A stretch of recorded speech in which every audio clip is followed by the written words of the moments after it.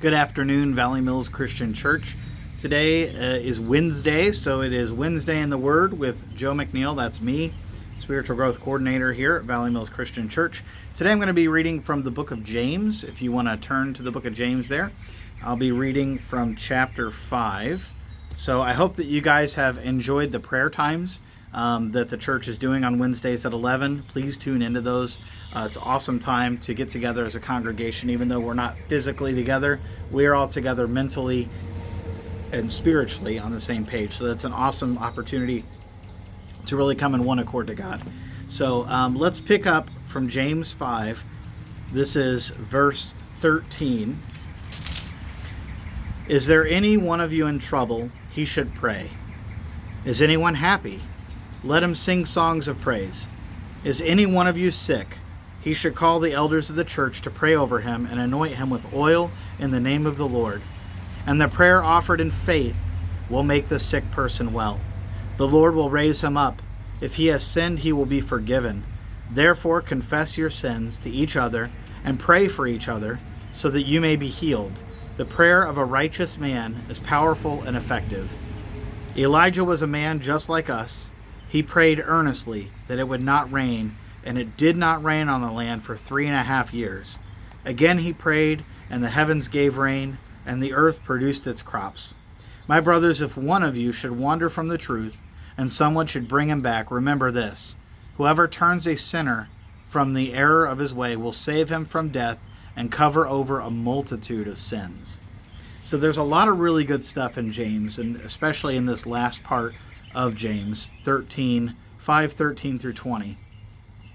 There's good direction here church-wise, and this is stuff that we want to encourage you guys to do, and stuff that we ourselves do too, because we're people just like you. We're not anything special or more powerful or more anything beyond you guys. We are sinners saved by grace, just like you are.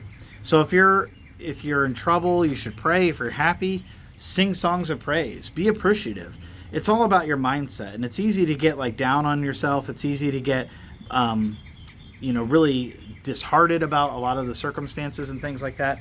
But honestly, let's not even entertain those thoughts anymore. Let's look at the bright side and try and be happy about the things that are happening. There's nothing new under the sun. This isn't something that has never happened before in the history of mankind. So let's focus right now on some of the things that it's talking about here in James. It mentions Elijah. He's a prophet in the Old Testament, if you don't know who Elijah is. And he was a powerful man of God. He prayed very earnestly. He saw a lot of miraculous things that God did through him. One of my favorite narrative stories in the Bible is when Elijah is basically battling the prophets of Baal to show which God is mighty. And our God, the true God, sent fire down and all of these amazing things. Meanwhile, the prophets of Baal were doing all kinds of crazy stuff trying to get their God to respond, and he didn't respond.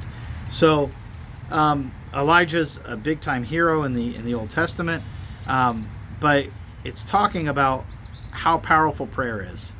Don't underestimate it. And we have this prayer time at 11 o'clock on Wednesdays, but that doesn't mean you need to keep it only to Wednesdays.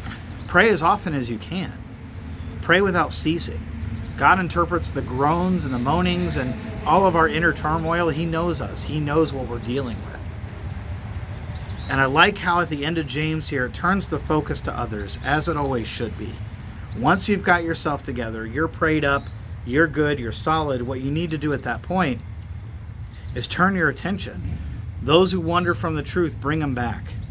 Whoever turns a sinner from the error of his ways will save him from death. Death. We know that sin is death. We know that the wages of sin is death. That's what we deserve. When we separate ourselves from God and we think that we know more than he does, we separate ourselves from him. So when we are able to reach out to those who need Jesus Christ in their life, we can do an amazing thing. We cover over a multitude of sins, and that's amazing. It's a reason to celebrate.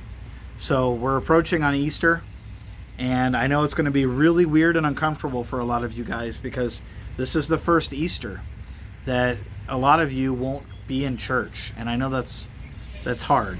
That's frustrating and sad. But let's think about our family members. Let's tell them to tune into a church service. If they don't want to listen, then share your testimony with them. Tell them what Jesus Christ has done for you. Tell them what prayer has done for you.